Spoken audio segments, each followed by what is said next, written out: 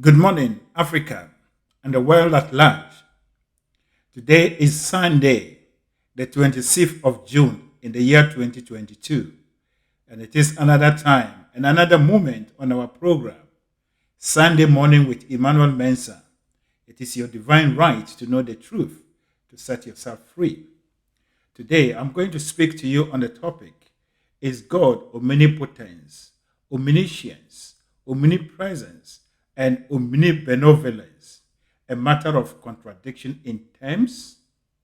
I repeat, is God omnipotence, omniscience, omnipresence, and omnibenevolence a matter of contradiction in terms?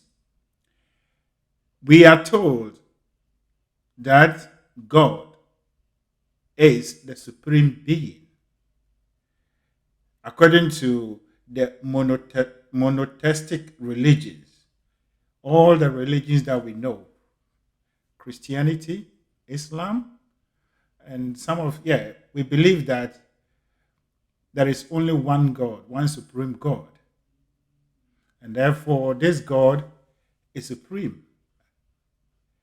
But especially in the Christian religion, theology, which is the study of God, actually gave us clear attributes of God, what God is. And so, according to theology, God is omnipotence, God is omniscience, God is omnipresence. And these are the three attributes that we know. But in some settings too, there is one that is given. After some places, they give three, and then they omit the omnipresence. But for the purpose of my analysis, I'm going to present the four. And so the fourth one is omnibenevolence. God omnibenevolence. And these terms could be broken into two. The first part of each of the terms is omni, and omni is its roots is from Latin. It's a Latin word which means all. So all, inclusive. And so omnipotent simply means God is all powerful. All powerful. There is no division of the power of God. And then omniscience simply means God is all knowing. God knows everything, regardless of time and space. God knows everything. And then the third one is omnipresence. God is all, or God is everywhere present. God is present everywhere. And then the fourth one, which I have added, the omnibenevolence means God is all good. God is supremely good. And so we are told that these are the qualities of God. But as it is with human beings, we are more of the time, the majority of human beings are hypnotized. And therefore, whatever they are given on the face value from the childhood, we hold on to it and we do not question.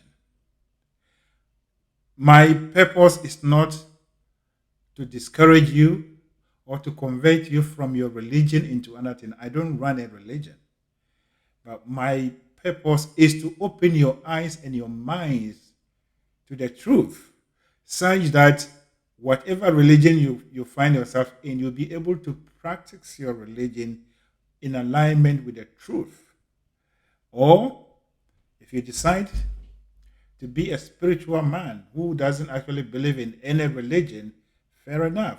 But I do not convert anyone, and I'm not here to change you or to do that. Mine is to present the truth to you. And whatever you will use the truth is entirely up to you.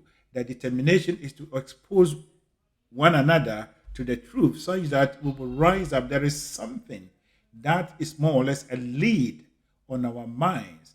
And it is only when we open this lead and set ourselves free from that bondage that we can actually rise to do great wonders. So, the world we live in could be likened to a group of people who have been asked to close their eyes. And so they are walking through a field. On this field, there is you have beautiful flowers. Everything is beautiful, green and everything. The skies are bright. Everything is that the sun is bright, everything. And but they've been asked to walk with their eyes closed. So what they see with their eyes closed is darkness. And so in that garden, what they are talking of is the gloom and doom of the garden. Even though they are walking or they were walking in the midst of beauty, the garden is well decorated beauty. Everything that you can talk of beauty is there. But because their eyes are closed, they are rather walking in the midst of beauty, but living and talking gloom and doom. And so as they go, one of them decided to be bold enough to actually open his eyes a little bit, to see why they have been asked not to open their eyes but to close their eyes. And when he ventured, what he was seeing was extraordinary beauty, wonders. But because they've been walking for all this while with their eyes closed, when this bold man made the attempt to convince his brothers, they rather saw him to be weird.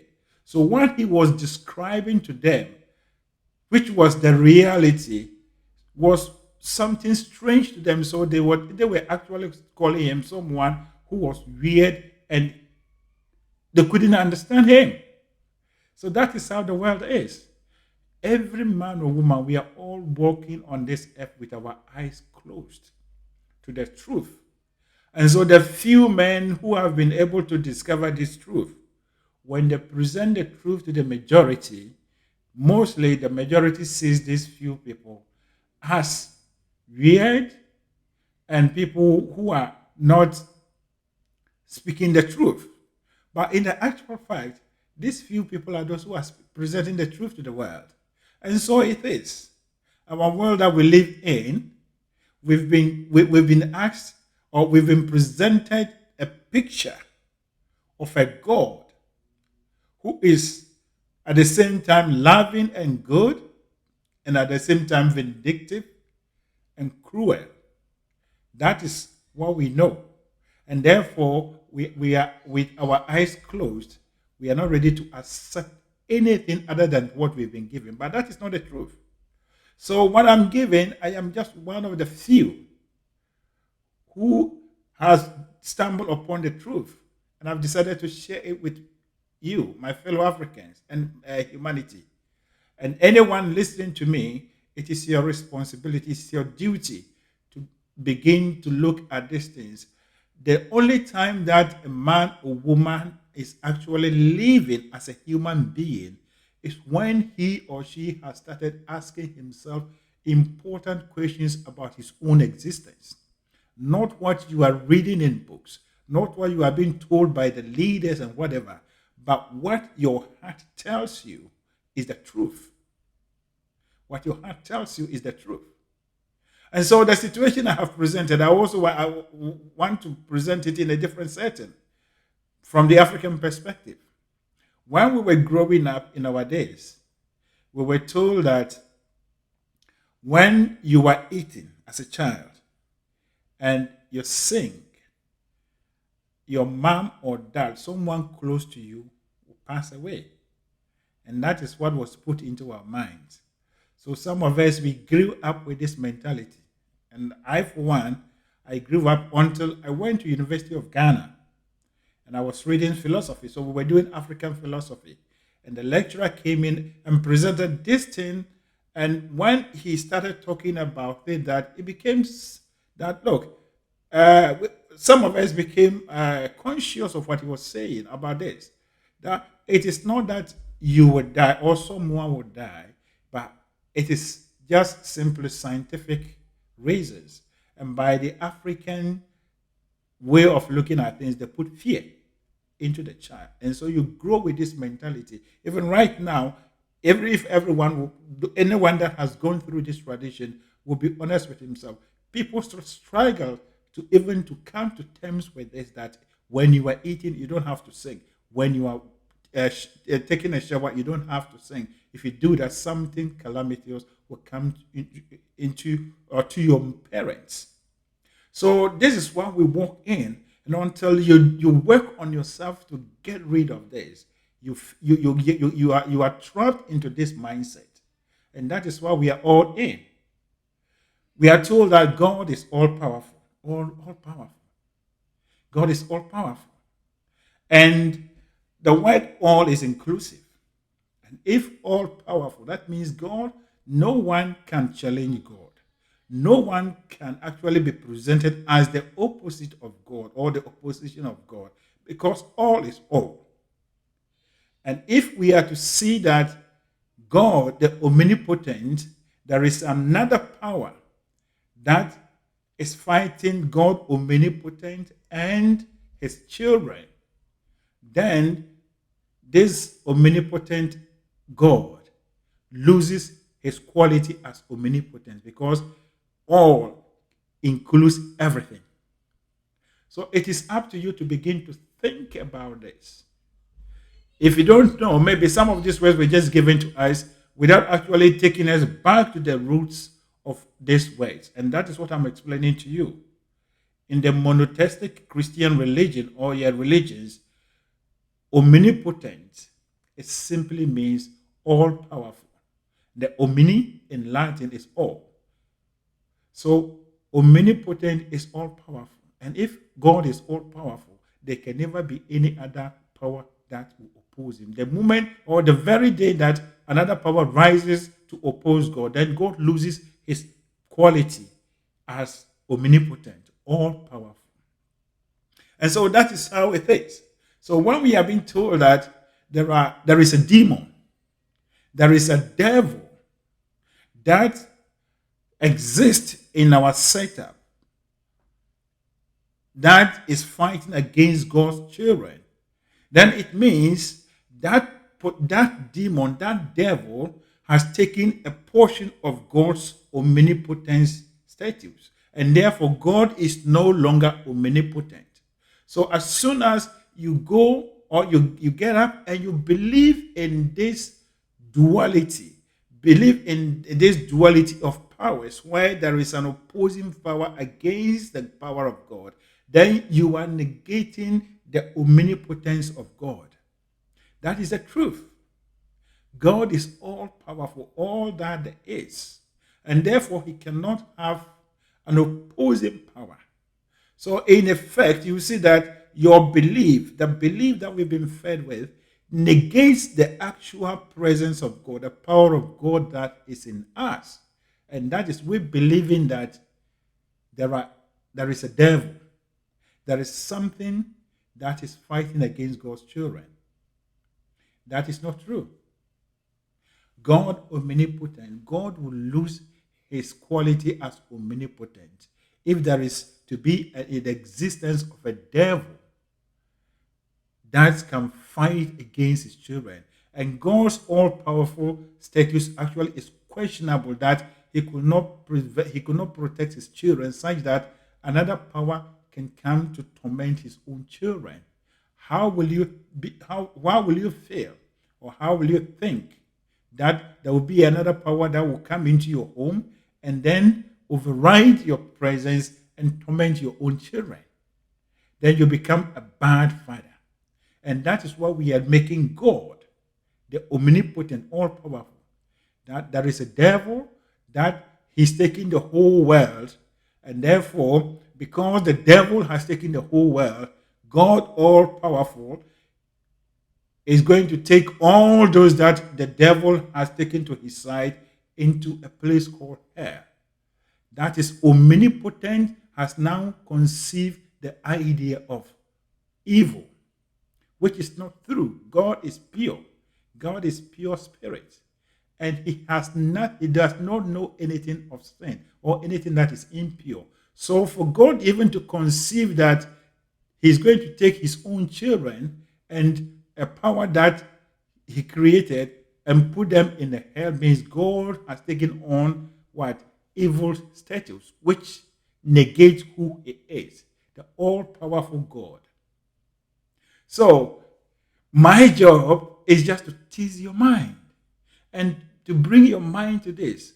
The only way you can understand this is not by reading. After you've listened to me, I'm not expecting you to see me, but I want you to sit down. Not what your religious leaders are telling you, but what you feel within you. Be bold enough and have an open mind and do this analysis. If God omnipotent is to have an opposition, that means his power is no more omnipotent. Today, as I'm speaking to you right now, we have only one president of the United States or your country, Ghana, Nigeria, or whatever. If there is anyone to rise up to present him or herself as the opposing president of the current president, then the president's power is questionable. He is no more overall power because that power has taken a fraction of his land. And it is the same thing. So we are presenting God as a deity that has lost some of his powers to a certain power called devil, which is not true.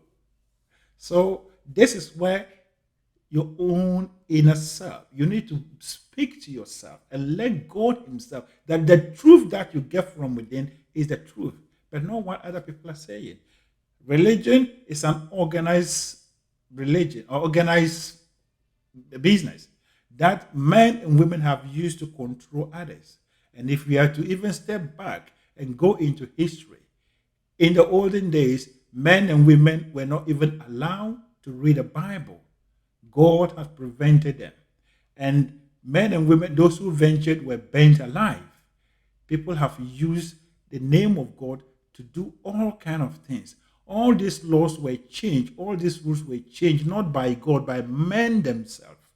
So the very fact that these laws are maybe made and enforced by men and women means this is the God of men and women. So the God that we are told that there is a devil that is fighting against it, that God is men and women's God. But there is the true God, and the true God is the Almighty God, the omnipotent God that has the power over everything.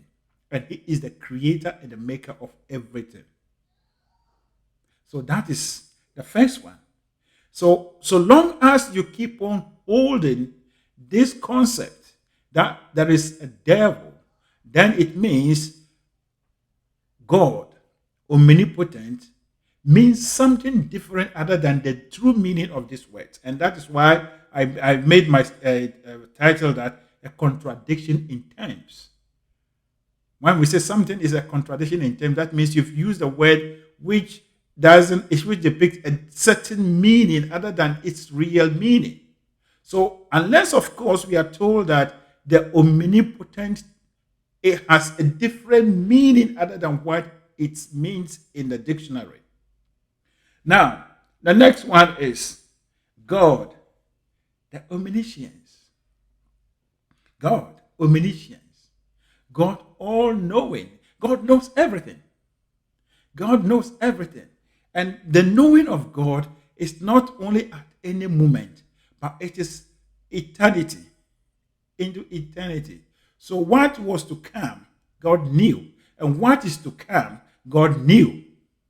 That is the omniscience nature of God. God all-knowing. Therefore, God, nothing can happen on the blind side of God. God is not human. So when we say that God created his perfect world as it is presented in the book of Genesis, and then he declared it as good, including the man that he created, God took it as good, and he took a rest, and that was the end of the creation, as per the story in the Bible. And so, for now, for us to come to have a concept that the children of God rebel against God. Adam and Eve did something and rebelled against God, and therefore God actually regretted for creating mankind, and therefore he casted mankind from the Garden of Eden and cursed us. It presented a God that had no foresight, a God that can only see the present but not the future.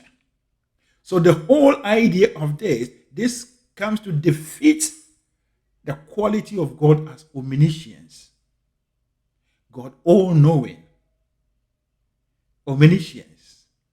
And therefore, if we see God as God who has regretted for what he has done and therefore cursed mankind, that means God is a myopic God. He couldn't see well ahead what his own creation will be. But whatever thing that we are seeing in our world, God knows it, because God is both, he knows what was to come and what is to come. Anything that is to come, God knows, for God is spirit. And so the omniscience, once again, as with omnipotent, it is you to question. It is just about you sitting down and do this simple analysis. And it will come to you that the terms as given to us, if we are to take what God is as presented by theology and other things, then these terms actually contradict what we have been presented. Omniscience, all-knowing, must know that the man that he has created and the woman that will come later will one day be deceived by a serpent, and the serpent was his own creation. Done. If this didn't happen, then it means God is a human being. We have reduced God into a human being, a man or woman that he has no idea. He cannot even see what happens as soon as his or her own children get out of the house and lock the door. Or even when they are in their own room, then that is a myopic God. That is a human-based God. But the Almighty God, the omnipotent God and the omniscient God, knows into all areas of time. There is no time in God's calculation. There is no space in God's calculation. And therefore, God transcends all this. And therefore, whatever thing that will not be a surprise to God.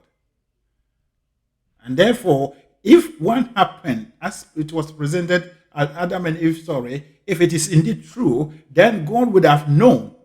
God would have known, because He is all-knowing, both forward and back.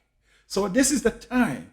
And as I said, my job is not to discourage you from practicing your religion, but my job is to open your minds and for you to begin to seek the truth and make your own decisions and make your own choices. We have to liberate ourselves. The God that we serve, the God that we know, God is everywhere with us.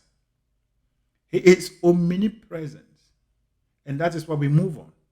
God is omnipresent. And omnipresent means God of everywhere. God is everywhere. And therefore, God cannot be limited. And that also brings in this concept of heaven and hell. Now, we are told that God is in the skies. And that is what we do. We pray to God. We pray into the air. And then we say, God, He lives somewhere. And even in the Christian traditions, or even especially in the Jewish tradition, God descends into temples. And that is when we meet God and we feel the presence of God. This concept of God reduces God to the state of a human being. I am in Canada, living in my own room right now, sitting here talking to you. I cannot be where you are. And therefore, if God is somewhere that we have to pray to Him, that means we have reduced God to who we are. That is a human being. That is a human being's concept of God. But God is everywhere. God is spirit. God is everywhere. And therefore, for mankind to even to conceive that one day God will gather all of us at a corner of the earth or whatever, and then that place will be called heaven, and then there will be a place for other people that will be called hell, for all of them to die there, then it means God is no longer everywhere. If God is everywhere, then God will be in hell. If God is not in hell, then God loses his status as God omnipresent. And that also brings us today that this hell thing and everything is like we have been hypnotized. It's just like the men that were walking in the midst of beauty, but they've been asked to close their eyes, so they are not seeing the beauty. And so today, as I am presenting this message to you, most people who are deeply into religion will find it difficult to even accept what I'm saying, but that is the truth. And this picture is a complete picture of what I gave in this analogy. It's a direct example. But God is omnipresent. God is everywhere. And that is why in the book of John, the Bible, we are told that God is spirit. And those who worship God must worship him in spirit and truth. So God is spirit. Spirit is everywhere. Spirit is the only thing that cannot be broken. You cannot destroy spirit. You cannot catch spirit. You cannot do anything. Spirit is everywhere. And that is life. So we are surrounded. We are filled and surrounded by the presence of God. That is the Spirit of God.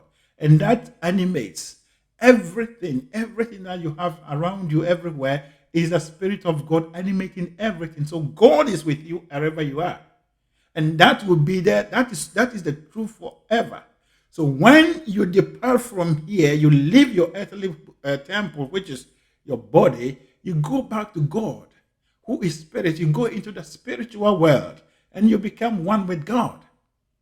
So this concept that God will one day push all of us into somewhere that we call heaven, and then others will be put into hell, and that it is the human being's concept of God. If this happens, then God loses his nature as God omnipresent. For if God's attribute of omnipresent is to hold, then God must be in hell. And if he's not in hell, that means he's no longer omnipresent. That is the truth. That is the truth. And then the last one, which is the fourth one, is God omnibenevolence. That is God. God is all good. God is all good. There can never be anything other than good in the nature of God. All inclusive. And if this is true, then we have a very strong proposition to even destroy the concept of heaven and hell. If God is all good, supremely good, then there can never be an instance where God supremely good would think of taking his own children into hellfire. If that happens, he loses his status. He loses this quality as God omnibenevolence. God is no longer good, because whatever thing that was described as hell is not the goodness of God. So when we come to all these things, you will see that it takes a simple thinking.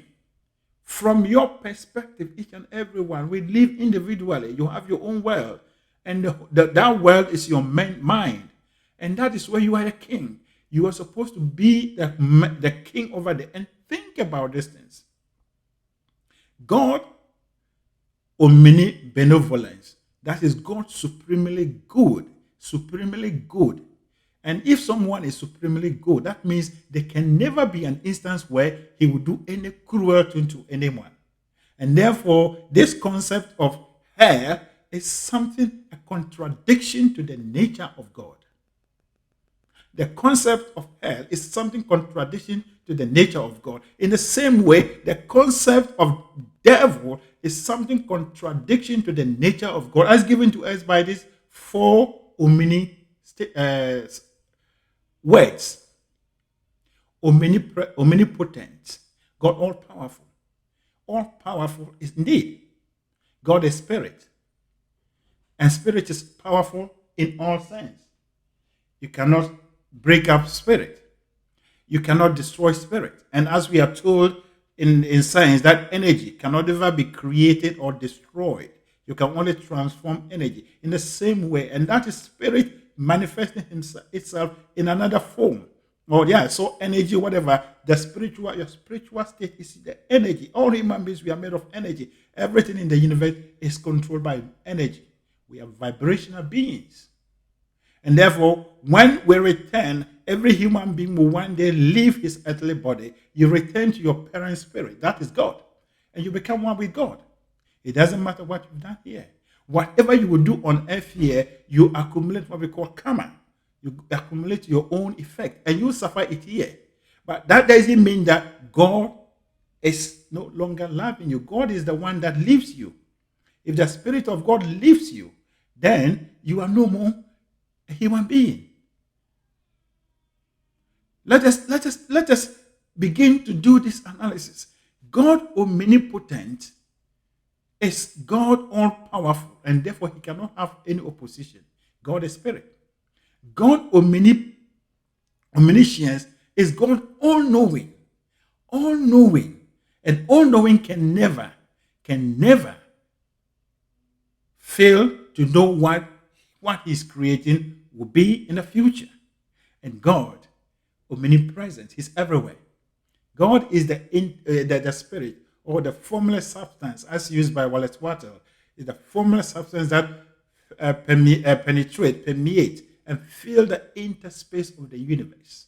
There is nowhere that you go that you will not feel the presence of God. The tree you are seeing, that is God in action. The soil you are walking on is God in action. The air you are breathing in is God in action. Your fellow human being is God in action. So God is everywhere. And that is why St. Paul said, even if I dig the ground and bury myself, God is there. No, the psalmist.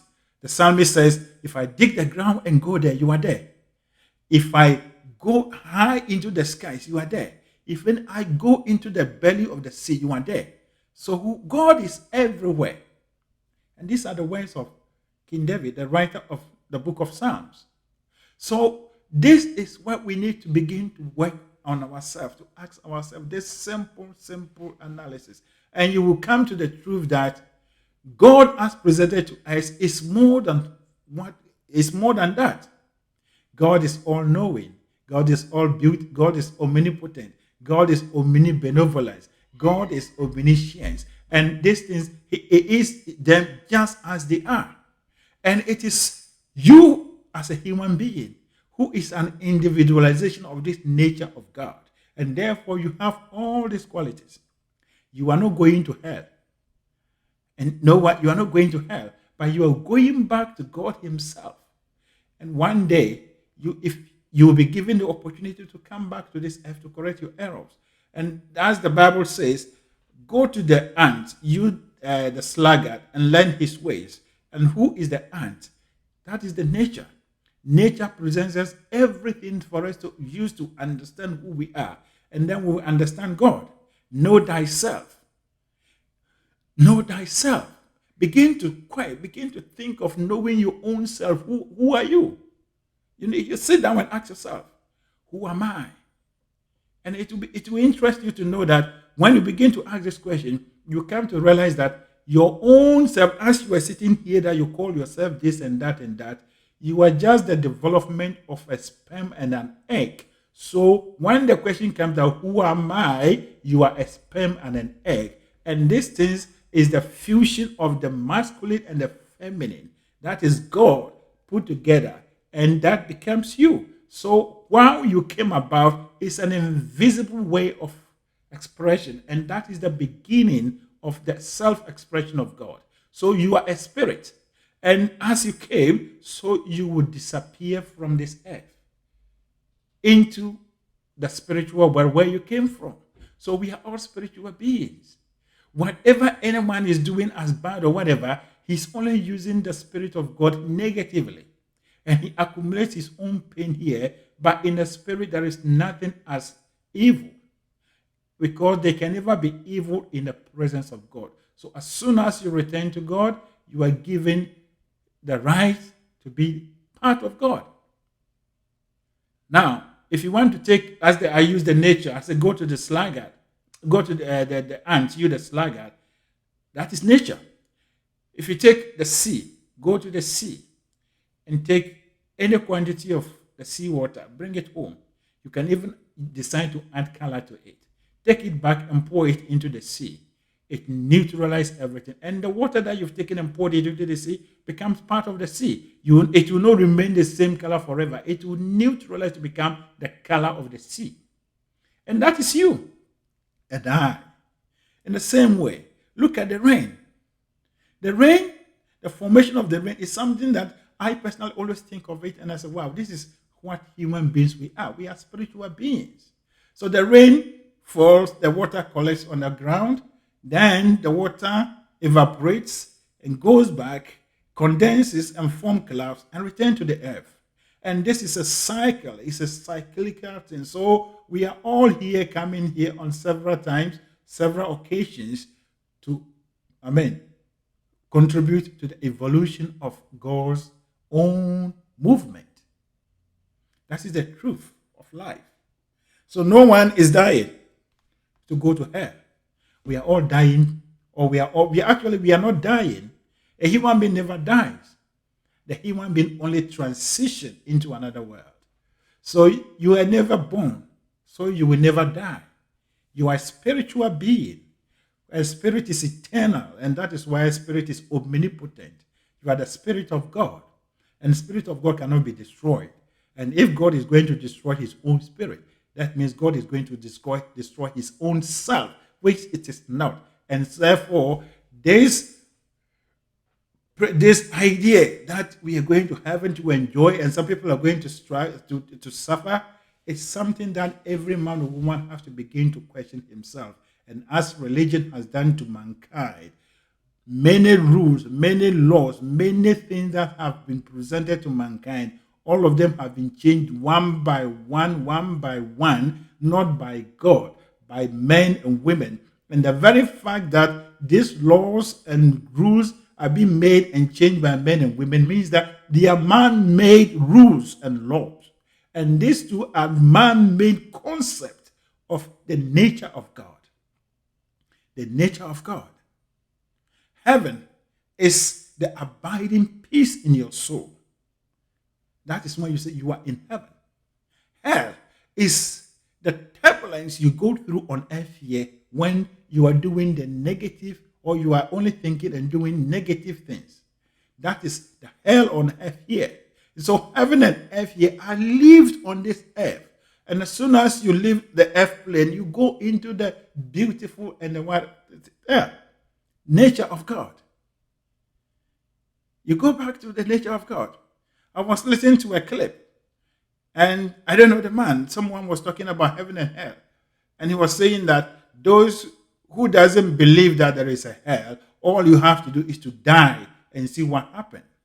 Then I listened to the man and laughed. I said, okay, if you are saying that, unless of course you are telling all of us that you have already died and you have experienced that.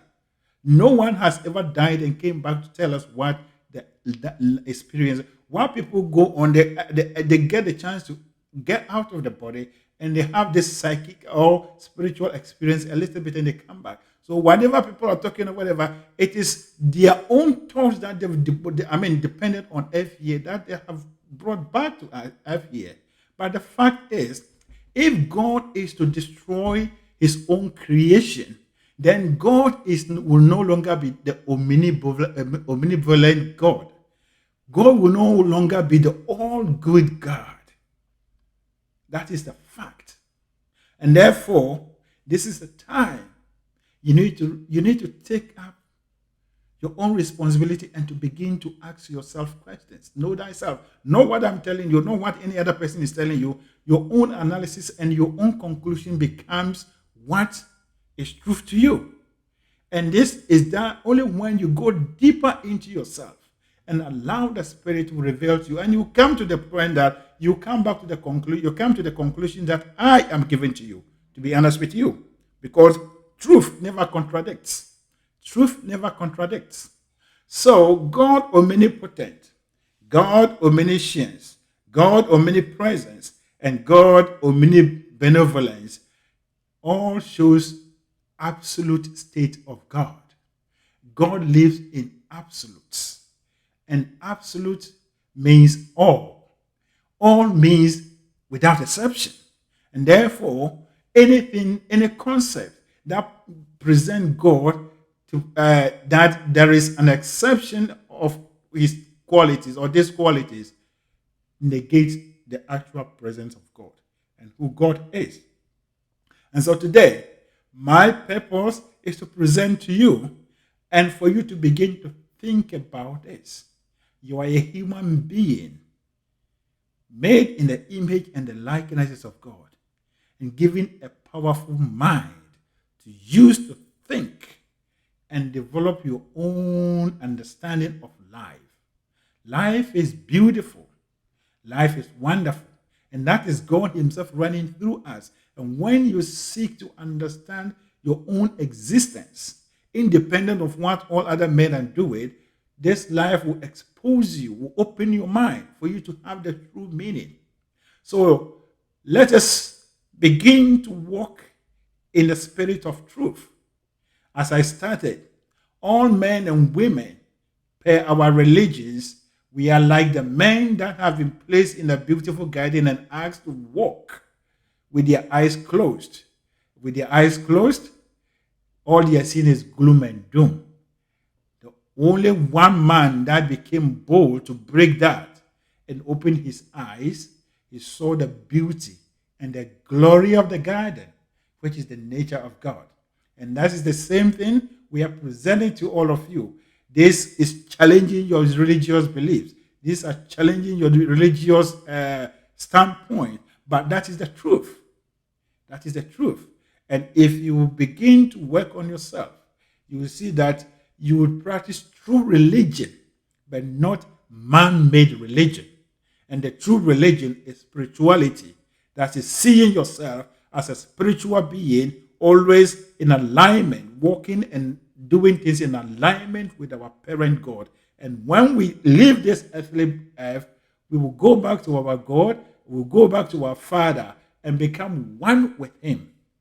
Just as when we take the sea water and take it back, it becomes one with the sea. That is the truth of life. So that is who you are. So God omnipotent, God omniscience, God omnipresence, and God omnibenevolence are indeed true. And God is all that. He is all that there is. He never shares his glory. And therefore, there can never be anyone that will oppose God, that will take the glory of God. God is everywhere. He knows, and he will always know. He will always know. And he will always be present to be the active force, the active creator in all the universe, such that nothing will go without being taken care of by God himself. God is everywhere. And so that is my message for you today. And it is my belief that this will inspire you. This will cause you for you to begin to ask questions. Whatever you are being told, whatever you've been told, whatever you've been fed with, begin to ask yourself questions and seek answers to these questions. Let a man examine himself. That's part of it. Begin to ask yourself, who am I? What am I here for? Where did I come from? And where am I going? Where did you come from? All of us came from a single sperm and an egg. And that is the nature of every human being. You are just, whatever you are now is the growth of these two things up to where you are. And that is a spirit animating itself the way it chooses. So it is my prayer, once again, and my hope that all of us will begin to do this self-analysis.